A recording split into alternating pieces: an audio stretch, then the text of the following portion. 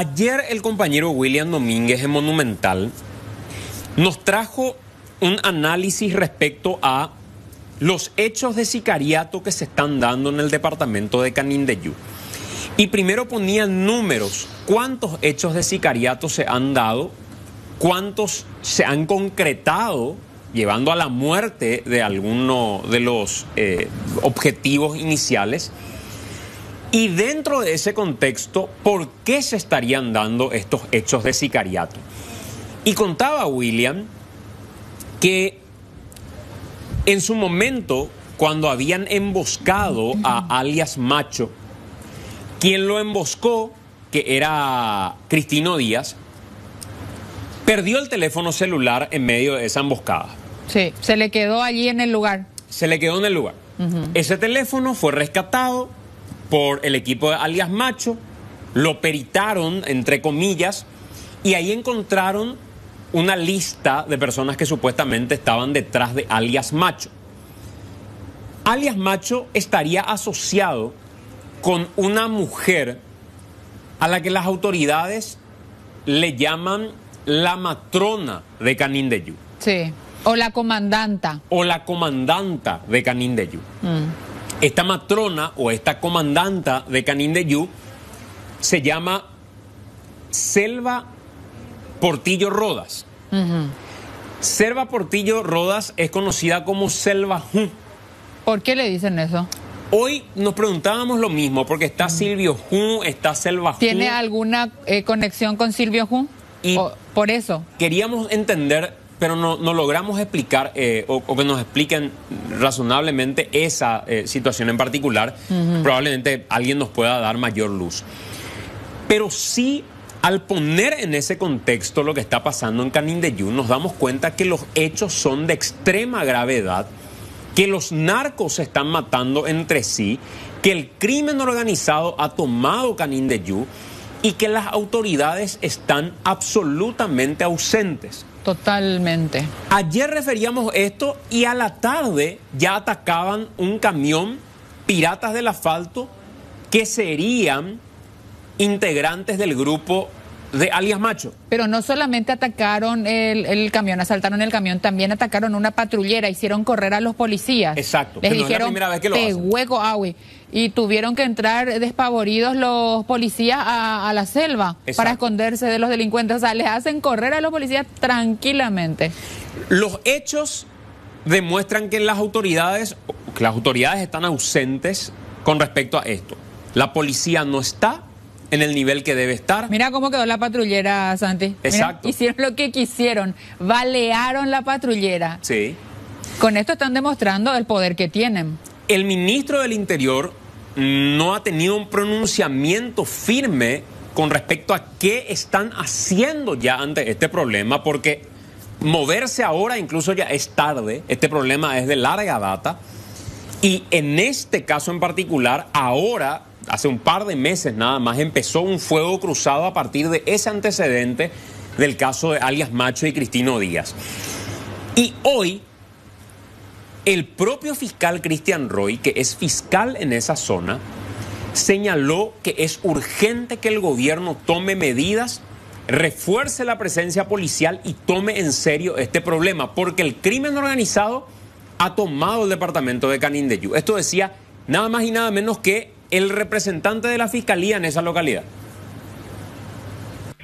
Esto es una cuestión que hace mucho tiempo ya el gobierno debía de tomar alguna medida. Esta es una zona, como toda zona fronteriza, conflictiva, pero vemos, ¿verdad?, que los últimos acontecimientos, los casos sicariatos, tendrían relación con el crimen organizado, el crimen transnacional, ¿verdad? Estamos en zona cerca de frontera, y eso no es solamente que el Ministerio Público sabe, sino que toda la ciudadanía, ¿verdad?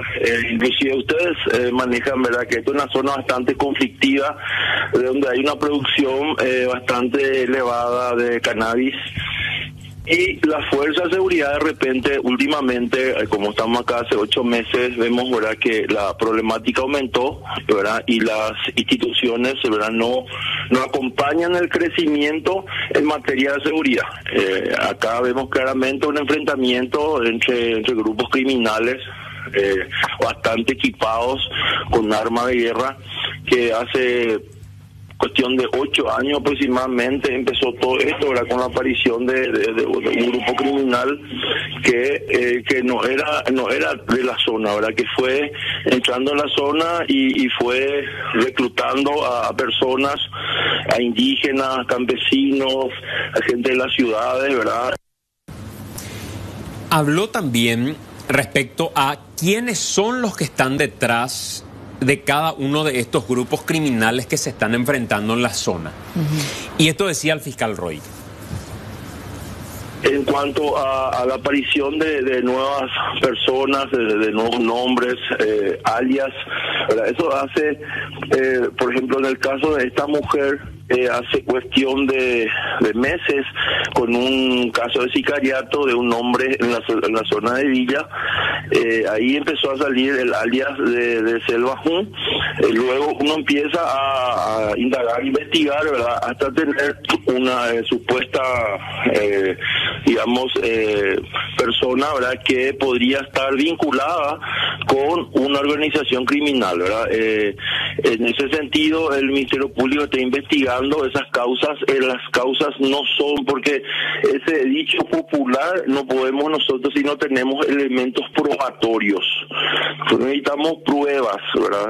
Hay investigaciones que están abiertas, que estamos analizando, justamente remitir todas estas causas últimas a la unidad especializadas sobre crimen organizado, que está en la ciudad de Asunción, para que sigan las investigaciones, ¿verdad?, considerando que podían tener vínculos.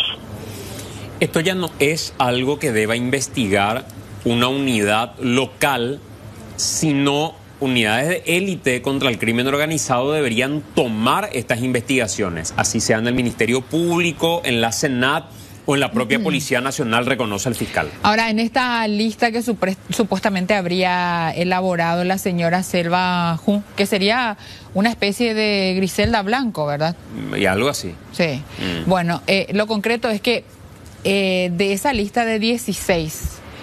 ¿cuántos ya fueron asesinados? Porque se supone que la policía debe manejar ese dato, porque van a ir por los siguientes. Sí. De la lista puntualmente no sabría decirte, pero ayer le preguntaba una última actualización al compañero William Domínguez y me mencionaba la cantidad de personas que murieron, que ya fueron asesinadas, víctimas de sicariato, desde el momento en el que empezaron estos enfrentamientos.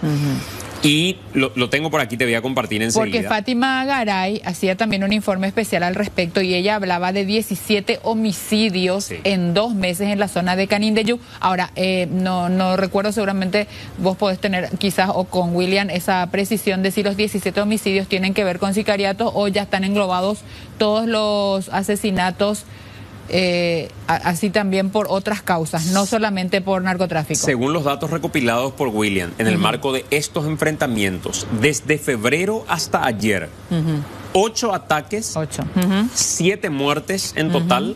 Selva Jun es el único que no murió. Y él sacó un comunicado ayer, ¿verdad? Sí, emitió un comunicado diciendo que él no está en medio de esta guerra, que él no tiene nada que ver con el crimen organizado y demás.